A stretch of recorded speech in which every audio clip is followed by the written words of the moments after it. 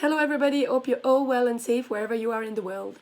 For those who don't know me, my name is Nadia Bajrami. I am a strategic hypnotherapist, a mind coach, as well as a psychic medium based in Dublin, Ireland. Today, this video, because I want to touch a topic that is very important to me about becoming the person you are supposed to be, you were supposed to be, you were always meant to be. Lately, I've been hearing a lot around me, oh Nadia, it's great, you're finally pursuing your passion, you became a therapist, you're finally acknowledging that you are a psychic medium, you do readings, you do therapy and coaching sessions, and it's great. I mean, I love hearing this, and just gave me the idea to prepare this video and explain my own journey, and also give you a few tips, if I may anyway, about really pursuing your happiness, and your happiness only comes when you really become who you were always meant to be. Now, also an idea that I've heard a lot around me is about what is normal, not normal. What is normality?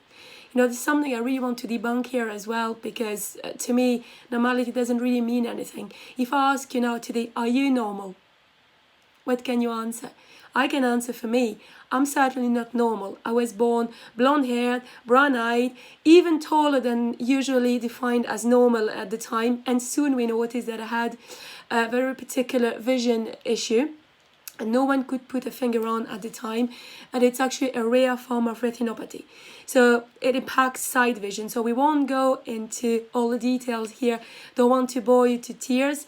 But the idea is just that not only, what I can say is, so not only do I look a bit different, I also see differently than normal people, or than what we would classify as normal people. Now, to make matters worse, and a very interesting note, to make matters worse, I soon realized I could see and speak to people that were not technically present in the room or present around us, that I could actually see and talk to spirits, okay?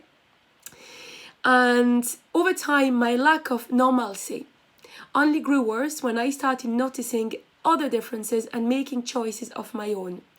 So eventually I realized that normal, what we classify as normal, was only a concept in my own mind. In fact, my normal wasn't the same as someone else's normal. Even my normal was unique, fully unique. And in fact, it was just a way of limiting myself, a concept rooted in fear to begin with. So this is very important, okay? A concept rooted in fear to begin with, because this is really, really what I realized at the time. Now, realize that you are not like anyone else on earth. This is something I really want to stress out today, is realize that you are not like anyone else on earth. You are unique. No one on this planet is exactly the same as you are, even if you have a twin. None of us in the world, even though there are 7 billion people on earth, have the same fingerprint or the same DNA. It's not even close, okay? Your individual collection of experiences makes you unique, fully unique. So embrace this side. Yet, what do most people do with this uniqueness? They try to forget it. I did the same thing at the time, you know. They try to forget it. They cling to the pack, thinking they need to be like everyone else. They strive for normalcy or normality, to be similar to everyone else. And to me, I will say something that probably will make you smile, but to me this is pure craziness, pure folly, since normalcy or normality doesn't exist except and in your imagination. It is an imaginary concept. Have you ever met, really, realistically, 100% normal person? No, I haven't. Are you normal? Can you answer the question? Or is there anything unique about you that separates you from the rest? Okay? So throughout all the labels, throughout the dumb labels, normal isn't a label worthy of you to pursue. It's totally worthless. Perhaps you're worried that if you're too different, you'll be ostracized or criticized. And that's true, you will be. I have been. You will be ostracized, you will be criticized by other fear-driven normality seekers. But their acceptance is basically worthless anyway. On the bright side, because there is always a bright side, on the bright side, when they kick you out, the ever-growing I-awareness community will welcome you with open arms, like-minded people, like-minded souls. Plus, it's a lot of fun to go back and tease the normality seekers afterwards. Remember that. So abnormal, not normal, or different aren't labels you should pursue either, though. In this case, you aim for the opposite of normal out of an egoistic drive to find a sense of uniqueness, and we don't want this. But the person you were meant to be doesn't lie anywhere on the linear spectrum from normal to different, okay? Comparing yourself to others isn't going to help you. This is very important to understand. What you need is a way to compare yourself to yourself. And a very important thing I have done and I would advise you to do, if I may give you an advice, is get to know your higher self. This will help you on the path to become the person you were always meant to be. So get to know your higher self. The best way I've discovered to become the person I've always meant to be first was to go and meet that person. And I did this, and you can do this too. It's not even that difficult, to be perfectly honest. It just requires some work and, some discipline, like anything else, and like anything worthwhile in life. So you can do it in your imagination, meditation, guided visualization, and etc. When I started meditation in my early 20s and met my future self in my imagination, one of the first things I noticed about her was that she was completely free of fear. Was really surprised at the time. She was amused by all the fear I seemed to have in me, and she would even tease me about it. Now, if I had a problem or concern, she'd recommended a very bold and direct solution.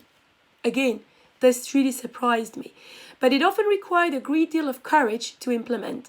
So she was brutally honest with me and direct, never playing games or doing anything manipulative. I always knew where I stood with her, with my higher self. She always held me to a higher standard than I ever did, okay? And I could see that her courage gave her a tremendous sense of inner peace. Inner peace. That was very difficult to understand for me at the time, because I certainly didn't have this inner peace in my early 20s. But I didn't understand how I could reach that level myself. It took me many years to find out what her source of courage was. Her courage came about the fact that she saw reality a certain way, a way in which it didn't make any sense to be fearful, to be afraid. It's not that it's not that she was overcoming a fear or facing a fear. She just wasn't experiencing any fear at all. Again, this was very disturbing to me. She saw fear as nothing but an illusion. So it was pointless to be afraid. That was really a conclusion to me. So fearlessness might be a better description than courage. Fearlessness. This is a term I use very often in my posts and my newsletters. But my higher self, she wasn't a perfect success. In fact, she experienced more failure than I did. Yes, and she had her own problems to handle, but she would handle them by diving in and taking action. Diving in and taking action. She never hesitated or worried about the outcome. To her, life was about action, results, experience, learning, discipline, growth. Fear just wasn't part of the equation here. One way of looking at this meditation that I did is that my subconscious created this imaginary person as a projection of who it felt I could become. If you want, an idealized version of me, but perhaps on some level this person actually exists. This is what I came to understand. How this model came about, however, it's as important to me as how it enables me to grow. So, advice here, become your higher self. Meet your higher self and become your higher self. When you meet your higher self and get to know her, him, her, it gives you a model for your own growth. It's a way of comparing yourself to yourself only, not to others. Comparing yourself to yourself. You don't need to worry about labels like normal or normality that are based on comparing yourself to others. You're presented with a vision that is uniquely you, one that you can actually achieve. Year after year, as I continued doing this meditation, it gave me a powerful path for personal growth. By comparing my present self to my future self, I could always see what I needed to do to take that extra step, to go the extra mile. My future self became the vision of where I wanted to go. She was the person I was becoming.